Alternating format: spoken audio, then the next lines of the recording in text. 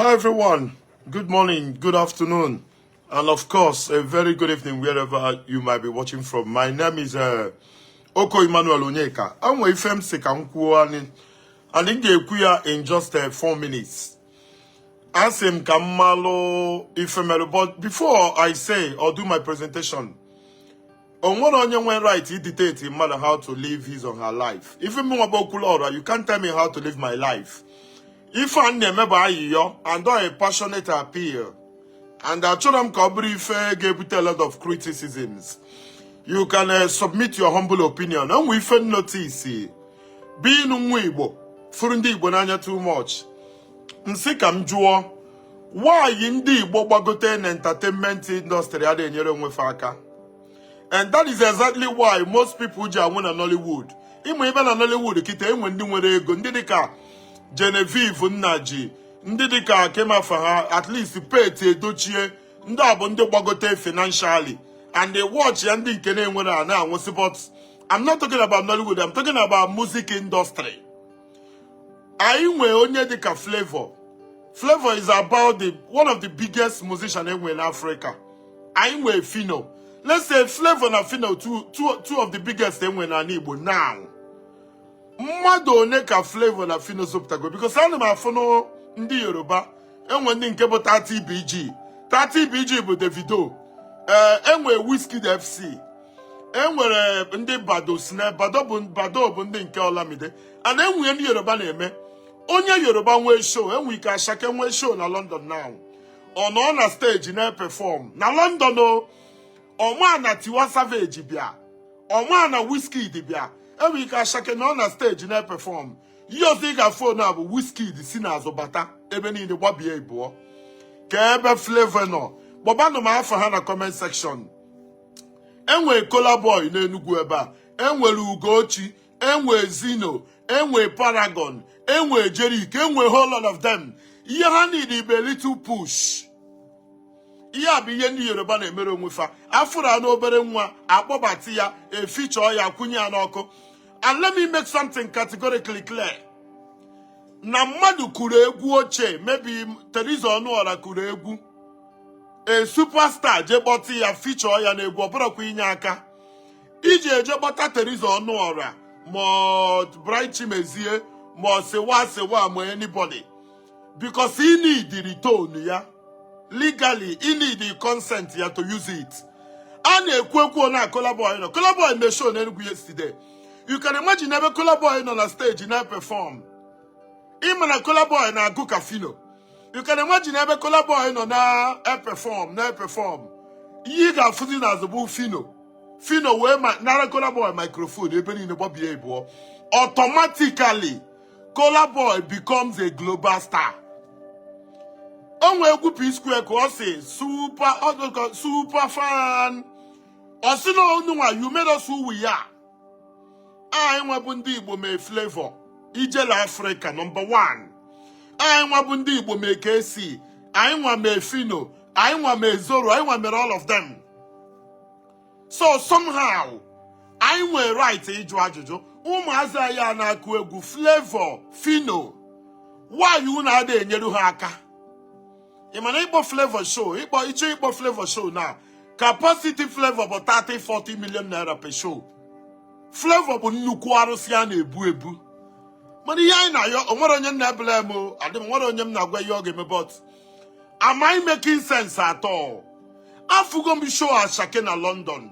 Nekwe show Ashake, afro m Tiwa Savage, ma Olamide, Davido na-pull up all the time. And we can see one small Yoruba boy named perform. Nenu Davido, one boy on a TikTok and a Bopela. Nenu ye Davido Melia. Udifa Kaicho ka Flavor, na Phino, na KC, na Techno, na Runtime, hani nene merumi Igbo. Onya amụrụ ya mụta ibia, ngwa now. Olamide nwere ụmụ. Asigi na ke ụmụ Olamide ị ga-agụ ha. One of them Likesh, ịma na abụrụ m onye egwu. Abụrụ m onye Afrobeat so much. Mana unu ma. Iju ese Olamide na akpọrọ gị ma Likesh ma ndị otu ya na ụmụ Olamide. Even Naira Marley. Nke Gute Shumole. Naira Marley ka Naira Marley nwere ụmụ.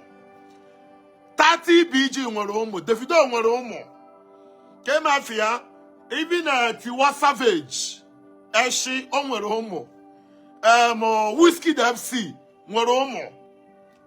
Some of us amano Whiskey dị kpọpụtara Olamide. Ihe anyị na-ajụ ndị Igbo na-agụ egwu. Ọ bụrụ oge ọ bụla unu gụọ egwu anyị na-ege, unu na-asa stream. Ana m agba Flavour afa direct. I love him so much. Nna ịkpọba ndị Igbo jide ebube ọ bụ na-ego Flavour ma a na-agba gị ọgwụ ala n'isi. To whom much is given, much is expected. Flavour bụ nnukwu mmọnwụ onye ọbụla na-respect ya. I love Flavour Chinedu Okoli so much. Enyi ya nwoke bụ Phino, I love him so much. Ezege. Onwe oge ọ kụrụ Chineke na-emego kwa nwa ogbenye Ezege. Anyị Igbo nwere ọkụ. Anyị niile na-epush. Ihe anyị na-ayọ Flavour na Phino bụ why unu ada enyere ụmụ anyị aka. Ọsụ unu na-abụghị abụ superstars enwe n'ala Igbo. Ofu obere nwa Yoruba ga-akpọ show. Tiwa Savage, Whiskey, ha niile eburu show a n'isi ọ bụrụ banga. Jerik ga-eme show n'Enugu na weekend a. Kola Boy emego unu niile nọ na Lagos. Flavour ịma na Kola Boy amankwụ ụgwọ. Ịma na Kola Boy abanye ụgwọ 40 million. Flavour ịma na irigote na stage ebe Kola Boy na-eme show. Kola Boy abụrụ global brand. Ijele Africa ka ife na-eme. Ọgwụ isi na onye Ezebe na Alukwu si gị bịa Enugu. Ị bịa Enugu, ị na-agba onye Ezebe na Alukwu Commander 1 n'Oringo. Opi ikiro, isi onye eze nke na-eme. Onye eze si gị bịaba Abuja. Na ọ bụrụ na ị bịa Abuja o mee gị ife niile. Flavour chetakwa egwu gị tobiye man is not a day job. Flavour kọrọ akụkọ ụwa ka o si jee China. O were ọsọ si Gwanjo gbaje Hanjo. Eburu ya na Hanjo deport ya. Flavour ịtara afụfụ. Flavour talent na West na street Chinedu Okoli ka mkpọ gafa. Nenu Don Jazzy, ma Dija, ma Rema, ihe niile ha niile ọrụ ụmụ Don Jazzy. Ka eme afa Corredo Bello, Ricardo Banks. Ife abụ ụmụ Don Jazzy. Flavour ka nwa gị. Jụọnụ Flavour n'abalị a, ije na Afrịka. Ofu nwa Igbo jide ebube. Nobody will attack Flavour. Anyị na-agbu ya eziokwu si ya biko. Ije na Afrịka, mụọ nwa. Asị onye amụ ya mụta ibi ya Flavour. For record purpose, ye mụtabere nwa. Phino Phyno, mụtabere nwa and all the shameful. Nne ndị Yoruba, nínú obere Ashake mbosa. Ashake nọ na stage. I watch ya Davido ọgbapụta, ine Tiwa Savage ọgbapụta, ha niile jide aka ka ụmụnne stage na London ebe niile. Ije na Africa ka ife na-eme. I'm being honest. Onwere onye na-criticize echego m ya. Kola Boy, Jeriki, Ugochi, Zino, Paragon, Namdem, Denny B, Kemafia, Spakuti, the talenta, the Flavour, Ijela Africa, ka ife na-eme. Ọ mmadụ kwuru egwu si onye ife anyị bụ abụchi si onye amụ ya mụta ibi ya. Ụmụazị Igbo nwee talent na West. Ejo m show Kola Boy yesterday. Fu ụmụazị nọcha na backstage na-ebe akwa 1 minute. Ha chọọ 1 minute to perform. Ka egosi ụwa ife ha nwee mana enwere no chance. Flavour na Phino nọ na Lagos. Flavour na Phino ka ngwu na eziokwu. Unu bụ ndị Anambra mana unu bụ ụmụ Enugu. Amụrụ unu na Enugu, unu too na Enugu. Ekwesị every Christmas unu bata Enugu host show. Ihe unu ga-agba show a bụ talent hunt. Mara na onwe ofu onye ma mmadụ na-abụ unu ga-akwụnye n'ọkụ. Flavour na Phino agafega ebe na-amị amị n'ụwa. Flavour wenye aka ga enu ịgabago. Ihe ụmụazị a na-ayọ Flavour na Phino bụ biko wenye ya aka enu. The only man, the only superstar mma presently na ala Igbo. Name everything possible. Ime associate with upcoming Banye Dons. Nkwuo ya Chineke ama mgbum ya nne ọ bụrụ asị Chineke were ndụ m. Ọ sị anyị Dons ga-afụ ebe obere nwa na-eme show bịa dị enyere ya aka. Mana anyị nwee Flavour, anyị nwee Phino. Ndị Yoruba, ndị nenu Shali Poppy. Charlie Poppy happened in those states form Wago cartel. The Plutomanians, the young Pablos. Only those states a form Wago musical cartel. Sons of Flavour and Phino, nobody else matter. Sons of Flavour and Phino, how they made on with her. Manaku egu aige, nko na hammer aige, na aside Flavour nyalo no umu Igbo Flavour and Phino. Obu no nwere onye ọzọ kwuru ya, mụnwa ga-ekwu ọmụnwa bụ okwu ọra ndị Igbo, ọ ga-eso okwu ya so okwu. Flavour and Phino asịkwa m na unu ada eme, but unu ada eme enough. Flavour tara afụfụ, enwe ego Flavour na-agbọgụ ita na church. Ama m ifugo picture ahụ. Flavour bara ogbenye, Flavour tara afụfụ. Flavour bụ nwa street. Nenebe Flavour nọ, nwanne Igbo 3 best musicians in Africa. Iga gunye Flavour. Umu Igbo na aju Flavour. What have you given back?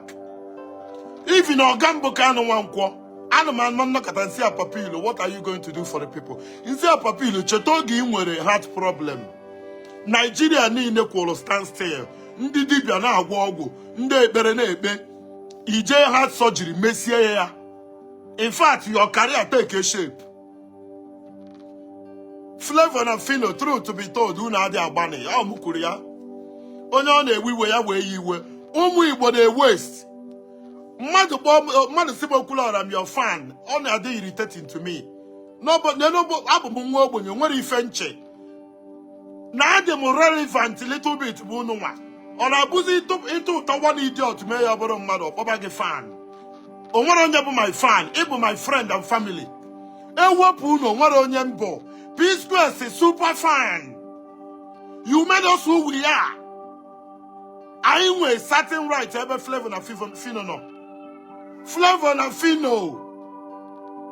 Umu Igbo nekunu mego superstar. Aji joka najo. Eba mmadu one danjazi mego superstar. Even Kemafia nka na enwere ni bad Kemafia na enwere ni bad song.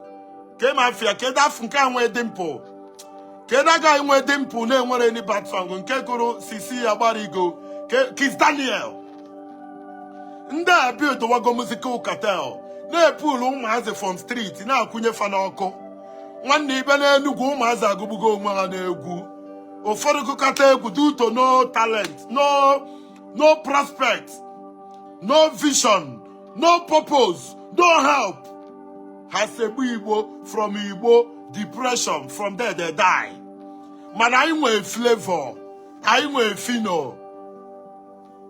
They don't allow me them with boys.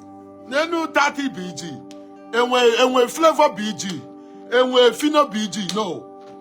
Let's call a spade a spade. With all due respect, and me go BJ Africa. And when I go Kuojo. Asị na nwoke rabo okwu ọnụ ma na ofu onye na-eto ọnụ. Mụ na Flavour of Africa abro mate. Mụ na Flavour abro level. Mụ na Ijele Africa abro level. Ebere m bụ ka m toruo ka Flavour. Ọ bụ ma now. Elu m itukwa na ebe Flavour tukwa na. But I still need to tell Flavour the truth. Flavour ụmụazị a na-agụrụ gị egwu. Ụmụazị guys in Ethiopia. Guys with talent. I was at the stadium yesterday. Ụmụazị na-agụ egwu. Flavour nyere ụmụazị aka. Flavour igụrụ egwu mbọsị a. I recognize ma Samo Kwaraji ma onye ka onwe na ihe niile. Man ga-egwu gị na-ebe akwa na stream. Phino, ị na-ebuba na Instagram ma na audio mark ma na Kemafia. All these streaming app. Ozbi drop egwu maka na Phino. Chibuzo. Maka na Phino drop yo mụ na stream. Ana m ege dị egwu anya mmiri na-agba m n'anya. Ozugbo kpọ Samo Kwaraji.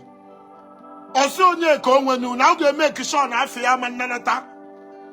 Ọgbọ m eze ego n'ihi ala. Chibuzo Phino gịnị? Nyenu ụmụ Igbo aka Ijele Africa. Nenu kola boy. Phino, nenu kola boy. Phino were kola boy now finish. Unamaro. Phino, Phyno, Chibuzo. Borrow cola boy like this. It's finished. Oh ya ka ndị Yoruba ji ka anyị mma ruo echi. Ndị Yoruba ka anyị mma ruo echi. Ọ bụ na efu Flavour ka ọ na-aga na ndị na-eso Flavour n'azụ bụ ndị bouncer. Ndị bouncer eburu akpa obi na-esi ya n'azụ. Ifu Davido ka ọ na-aga ihe na-esi ya n'azụ bụ boys ya. Ifu Wizkid ka ọ na-aga ihe na-esi ya n'azụ bụ boys ya. Ifu Bado Snare, I love that guy so much. Olamide Bado. Ifu ka Bado na-aga boys ya na-esi ya n'azụ. Even Tiwa Savage, even Naira Marley, call all of them, mention them. Even Charlie Poppy of yesterday. Ndị groom go maazi. Ogo ọbụla ọbụ sọ Phino na Flavour. Phino na Flavour. Let's call a spade a spade. Ijele Africa. Yeah, the band. I don't want to say too much. But I believe Nozi eziri anwụrụ ọkụ erugo anyway. Amam ife nye me inspiration nje ekwu ife na-ekwu, but all ife kwesịrị ka ekwu, but a lot of them are sorted no. Guys in a waste. Guys in a waste. Man, I nwere ndị nọ n'ihe a na-eme. Flavour, ebekwe Flavour. Flavour Ijele one of Africa. Odere bo. Chineke na-emego kwa nwa egbenye ezege. Club niile, bar niile, ebe niile, ma ọ bụ na akpọrọ egwu a n'eluigwe. Ka ebe mmadụ ka zoro nọ, ụmụ Igbo ka ihe na-eme.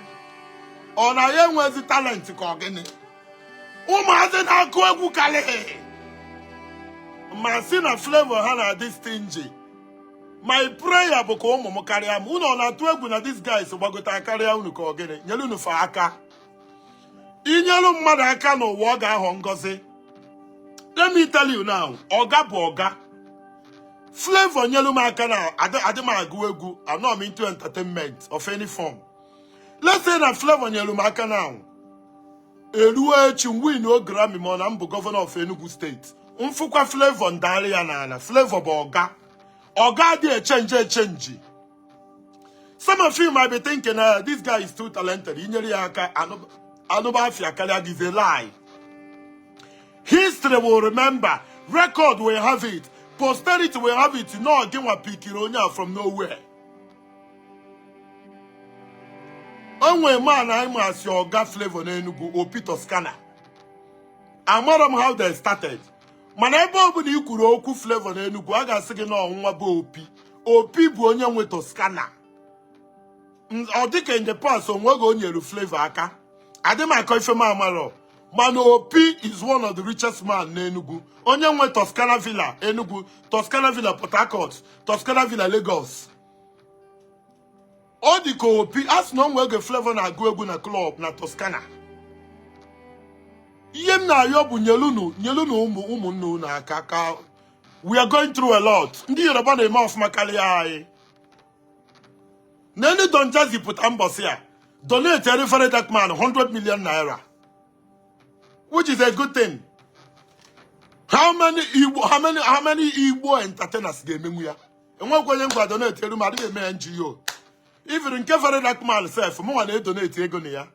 Ebe ọ bụ na mfụrụ a na-enyere mmadụ aka, mma ewelu nke m tinye na ya. Asị gị were onyinye amara chi gị nyegoro ọlụ ya ọlụ. That talent, that guts, that edge, Chineke nyego over other people. Were ya lụọ ọlụ ya ọlụ. Help. Nye aka. Just place it in your head. Color boy on the stage. Na show ya na perform.